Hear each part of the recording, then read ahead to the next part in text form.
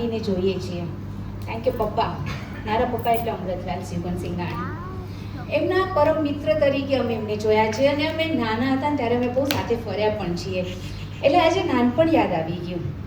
અને ક્યારે અમે મોટા થઈ ગયા અને બધા પોતપોતાના કામમાં વ્યસ્ત થઈ ગયા. જેમ કે હવે એમની દીકરી વિદ્યા, એટલે મારા વેવાણ, વિદ્યાબેન નથી કહેવાતું એટલે હું વિદ્યા જ કહીશ, કારણ કે નાનપણથી અમે સાથે જ મોટા થયા છીએ ને. એટલે આજે ટ્રાયંગલ કહેવાય ને, મનસુખ કાકા, પપ્પા અને બાપુજી એટલે કરમસિંહભાઈ.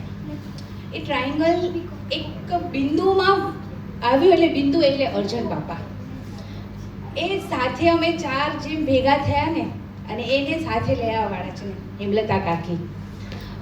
દીકરી જ્યારે આપણા ઘરે પધરામણી થાય ને, મસ્ત મોટી થતી જાય, અને જેમ જેમ મોટી થાય ને એમ બધી જ માતા પિતાને હોય કે એક સુપાત્ર સારો પરિવાર મળે દીકરીને, અને એનું ટેન્શન મને પણ આવતું. શ્રીમ જ્યારે મોટી થાય ને એમ થતું કે માં સરસ પરિવાર મળી જાય તો બહુ સારું. અને માની જ કૃપા કહેવાય કે હેમલતા કાકી અમને મળ્યા પાટીદારવાડીમાં ઉમિયા માના મંદિરની સામે.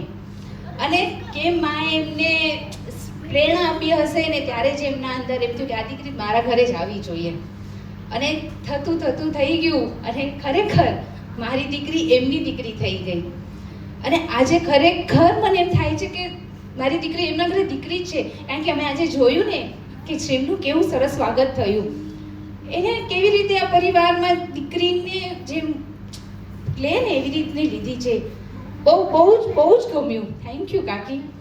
અને ખરેખર માની કૃપા કહેવાય કે અમને આ પરિવાર મળ્યો. ઝાભૈયા પરિવારમાં મારી દીકરી ગઈ. ઝાભૈયા પરિવાર પણ અમારા માટે એક નજીકનો જ કહેવાય કે અર્જુન બાપાને તો અમે નાનપણથી દરસરી ગામના એટલે ઓળખીએ જ. અને એમાં મારા જેઠા બાપુજી એમના પરમ મિત્ર કહેવાય, અર્જુન બાપા અને વાલુમાં. એટલે કંઈ ને કંઈ જોવાની જરૂર જ ન પડી.